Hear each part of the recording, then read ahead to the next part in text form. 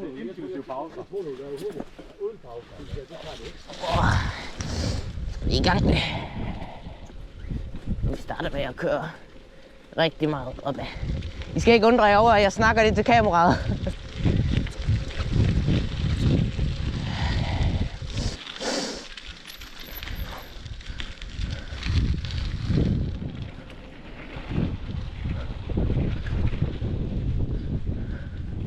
Så har vi krydset den første grusvej.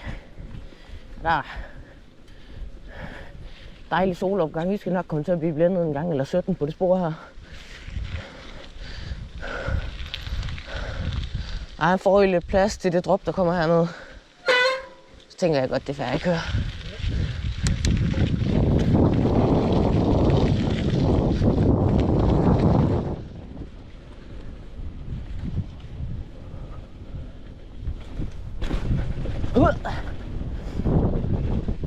Lækker. Så er vi sådan oppe på toppen for starten af sporet. Kommer sådan lidt op her.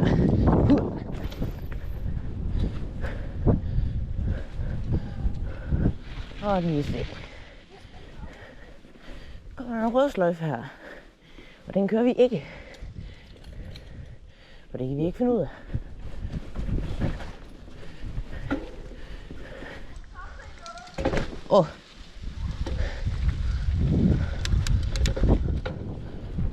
Og man får lige lidt god fart her til start på. Ned, blinde, hop. Hop til. Kameraet ryster nok lidt, når jeg hopper. Nu må I undskylde.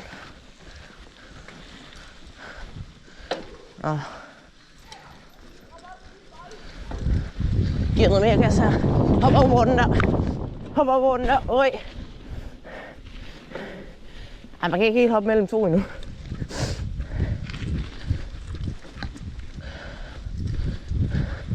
Jeg ved ikke helt, hvad det her er.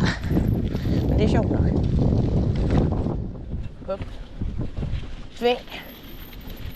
Nedad. Brems. Op.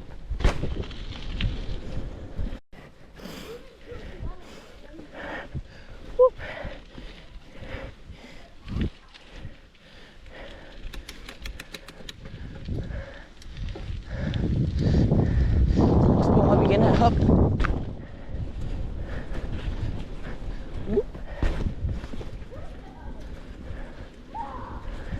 Lille drop mere. Og så kommer den vilde.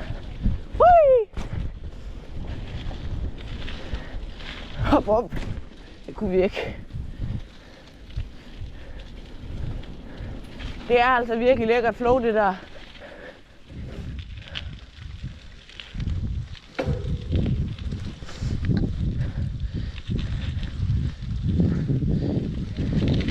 Så hopper jeg. Jo.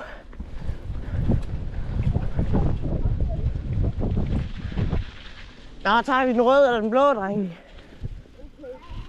Ej, jeg tager ikke det. Men så gør jeg det jo bare.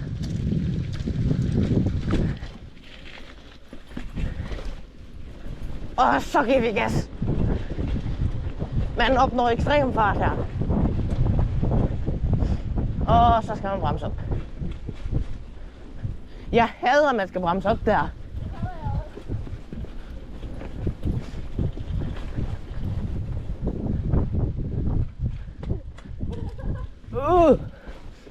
Men det er da ufatteligt, vi kører så tæt.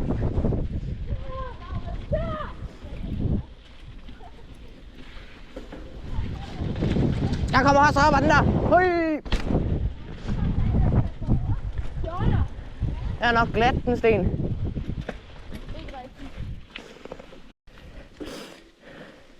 Nu skal du se et sted, man kan hoppe langt hen. Så skal du bare se mig. Det er mit yndlingshop.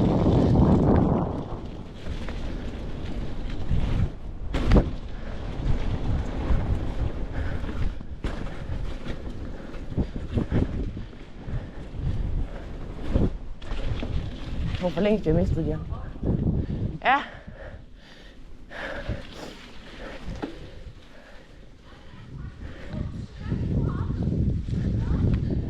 skal vi nedad igen.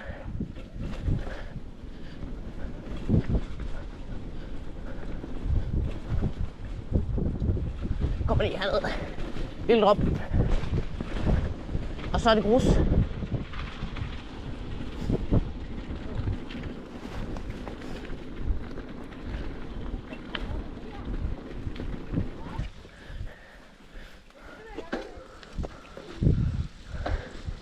Laura, du køber.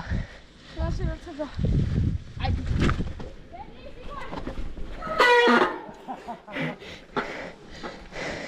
Så har jeg så sat rigtig dårligt op til det. Prøv lige igen. Prøv lige igen.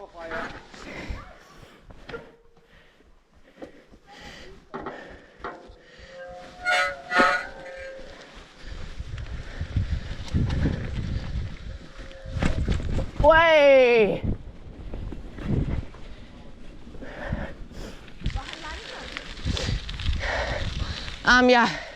Jeg overhalede ham efter. Jeg kan faktisk ikke engang huske hvor.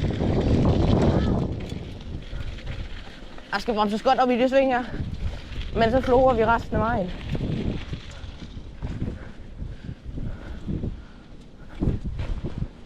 Jeg ved ikke helt, hvad det er drop eller hvad det er der.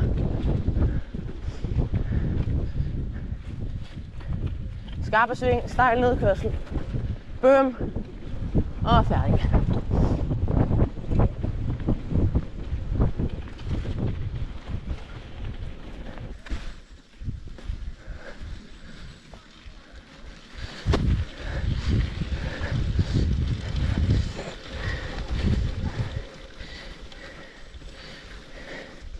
Så bliver det rundt, hvilket er lidt atypisk for en blå bangebuks.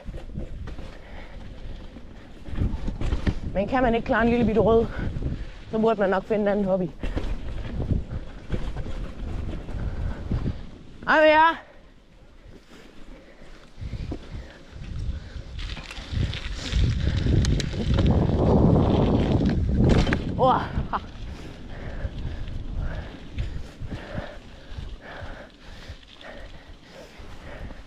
Nu er der flow.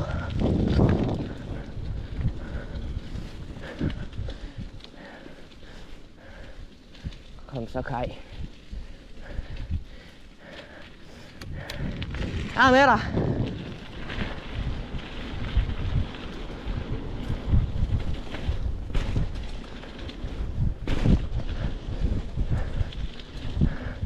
Det er godt, man skal nemlig ikke være bange for at hoppe ud over de drops der.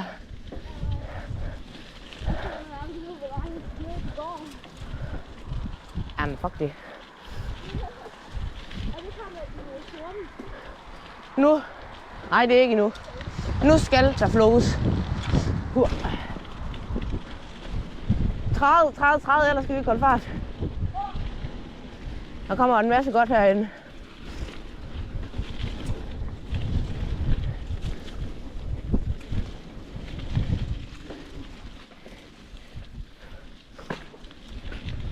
Kai, må jeg køre forrest nu bagefter?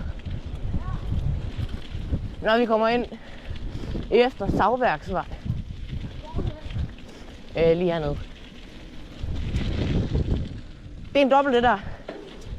Den kunne jeg slet ikke tage. Har du fart på hoppe der?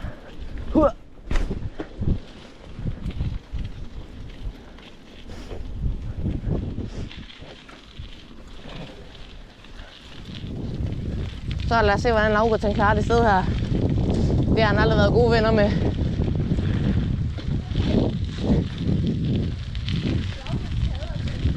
Som også nævnt i video.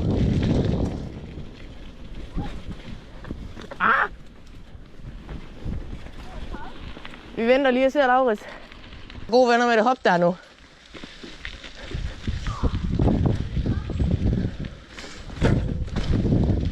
Og så kommer der drop her. Og så flower vi. Hop bare ned der.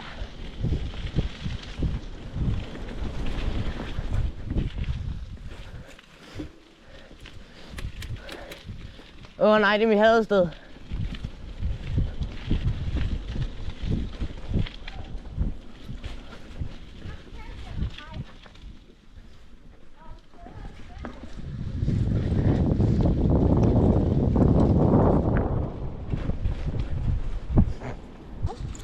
får lidt afstand. Jeg ved ikke, du skal have noget plads til at køre på. Okay, det er meget hårdt sporet, kan jeg mærke. Men det er også fint nok, så ruller det bedre på de åbne stykker som det her. Nej, det er op her. Det er op her. Ui. Det kom i første kør. Nu skulle det ikke køre. Okay. Nej. Jeg havde ellers lige momentum.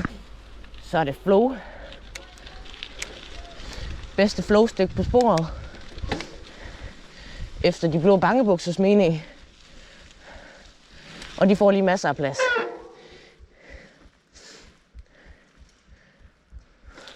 Sådan. Må ikke, at jeg klarer mig uden at skulle bremse på grund af dem igen. Lille gap. Og så flower vi nærmest bare resten af vejen. Det eneste, man skal holde på, det er bremserne. Lille drop der. Lidt større drop der. Ui. Kæmpe hop. Sådan en hop op der, man skal passe på, fordi der er et skævt træk. Lille greb. Og drop. Og afsæt.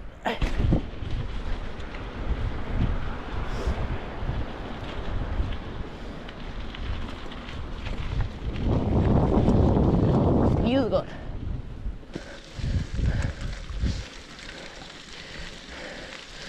Stien. Her.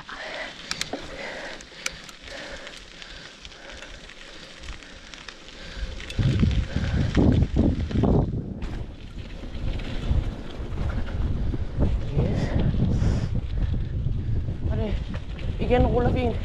Lille drop. Lille table. Og ned. Og videre. Så er der nu det ekstrem flow.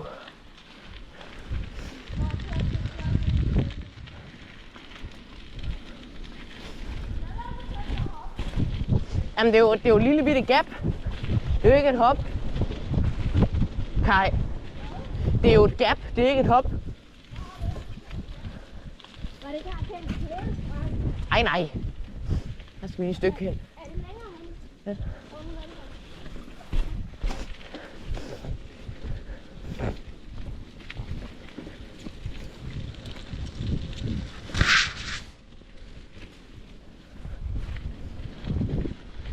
Så. Det fede sving. Så skal der altså bare fart på lavet. Det kan ikke gå for hurtigt.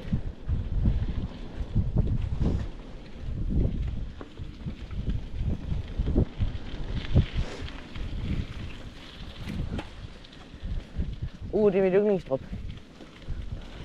Det skal whippes.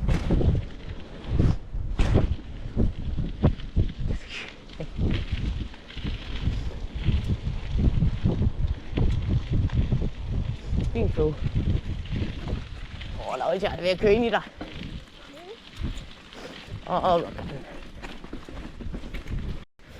Jamen, nu kommer der sådan et længere flowstykke ud i åbent. Og det er spændende. Oj! Den blev dykket. Ej, det er spændende med det her hårde spor. Fordi der er så frossent. Så jeg tror, det ruller rigtig godt i dag. Men det finder vi ud af.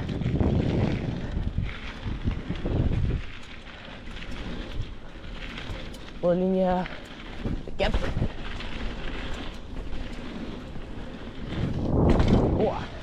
Skal lige passe på, at jeg kan køre op over det sving der. Lille hop her. Ui.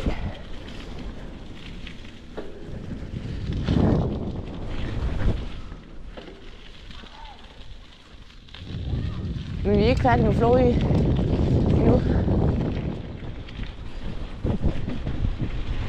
God fart.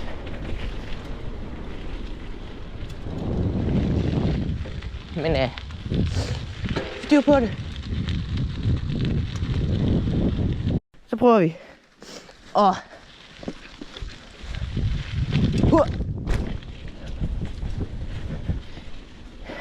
Jeg er 59% på.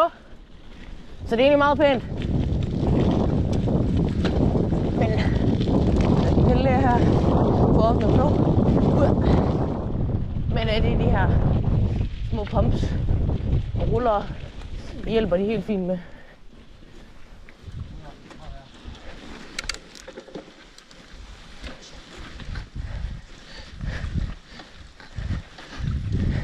Hvad, har vi mistet Michael?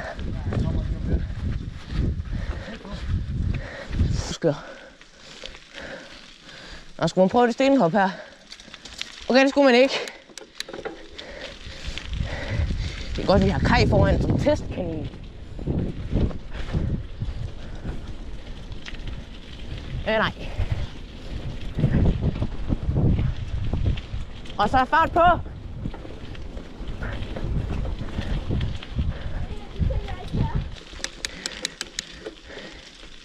Det er bedre stenhop, det her. Og så alligevel. Hey, I to. Hvad er det, vi skal ind til nu? Mørkeskov. Jeg vil hjem. Laurits. Mand op. Jeg har kendt Michael og Per eller Peter, det kan jeg faktisk ikke huske. Peter. Og de kommer nu, så vi ruller afsted.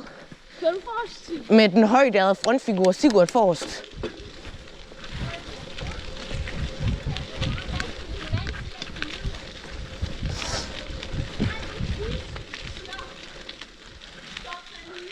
Oh fuck!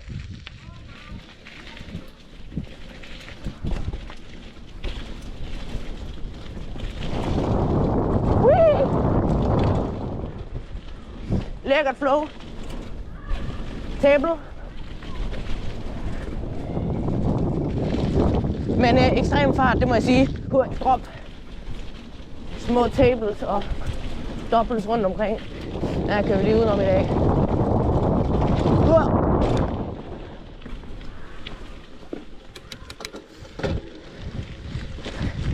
Og så går det lige lidt opad, inden det går nedad igen. Og Peter han kommer nu. Så kan vi godt rulle lidt videre. Kommer lige lidt mere flow her. Lille drop. Så er der nok fart på til. Lille rød drop. Og så kommer der sådan lidt stort rødt afsæt. Ui. Men den er svært at hoppe langt på. Og så er der glat hernede, så man skal passe på at tage farten af, for at køre ind i alle de træer, der er her. Vi har Laurits op foran. Han er langt foran. Åh, det er så smooth ud.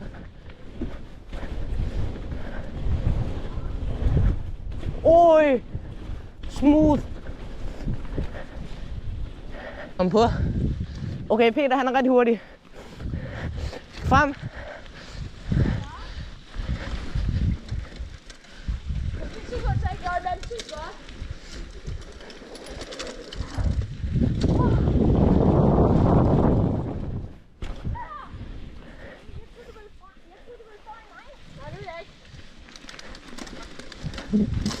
Skal du ikke mene som, Sigurd? Jamen, det gør jeg alligevel. Nå, og vi er stolt blå bankebukse, så vi kører selvfølgelig lige ud og tager den blå. Hvis jeg gætter rigtigt, så kan vi lige om lidt høre Kai og Laurits skrige helt vildt. Bare hør. Og lige en lille table. Og så skal man altså have godt fat i bremserne her, fordi...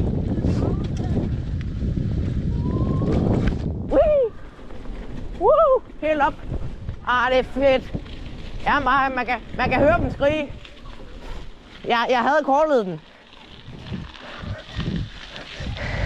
Der kommer sådan et multi-choice hop hernede, hvor der er flere linjer, man kan vælge imellem. Okay, prøv lige at holde her. Jeg vil gerne lige prøve at kigge på det her. Jeg vil se, hvad for en hop jeg kan tage. Ja, vi har den der, det er nok den, jeg Jeg kan tage den her. Det er ikke et gap, men det er det her. Den der, den er så meget mild. Ja, det her nok. Det er et gap. Det er lidt hop. Hvilken farve er det? Jeg ved ikke. Det har ikke en farve, har det? Det har ikke en farve, det er lille. Jeg tror, jeg tager det her.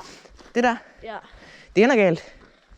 Det kan da også være, jeg gør det. Det er da ikke et gap af den. Ej, men altså, den ser drabelig ud, når man står heroppe. Gør den? Jeg tager Yes, så tager jeg det lille stuphop. Nej, de skal være hop. Jeg tager den hyggelige vej her. Ui. Og så op på den table her. Så må vi se, om I kan fange mig. Jeg kører et godt stykke foran de andre. Og vi kører det bare som om det er trail cup nu. Ultimativ fart. Det kan ikke gå for hurtigt. Ja, det kan åbenbart. Jeg skal nok bremse op en gang eller 17.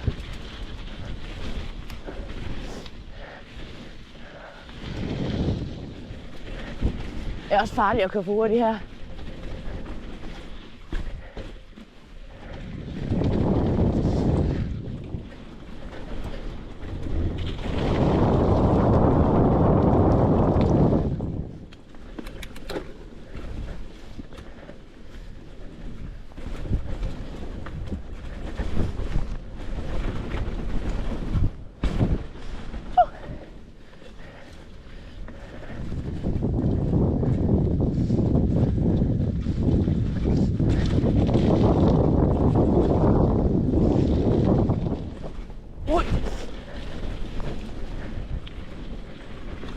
Sådan der. Nå, så er jeg på sidste sektion. Vi har forstyrret. Så kender Kai. Jeg er ikke med os mere. Først så var det Nikolaj og Victor. Og nu kender Kai. Vi er ikke mange tilbage nu. Peter, Michael, Laura til mig.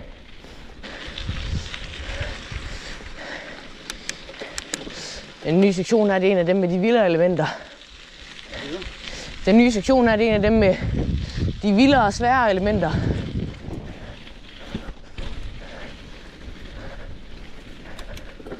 For eksempel dobbelt der.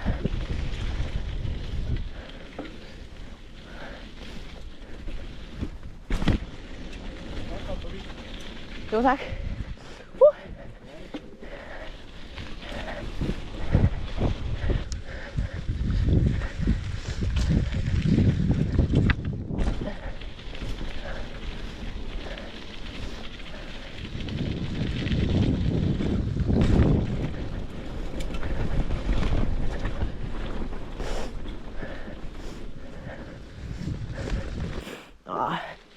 Jeg er lidt on my own nu. Peter han er langt foran, og Laura til Michael lige bagud. Så det er ret fint.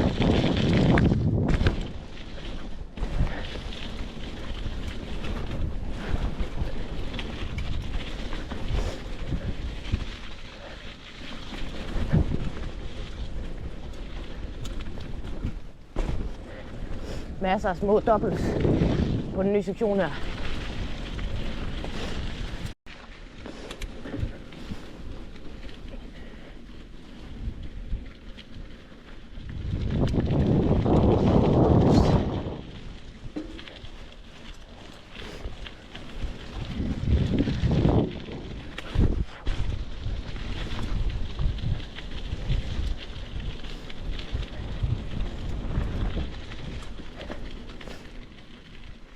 Så.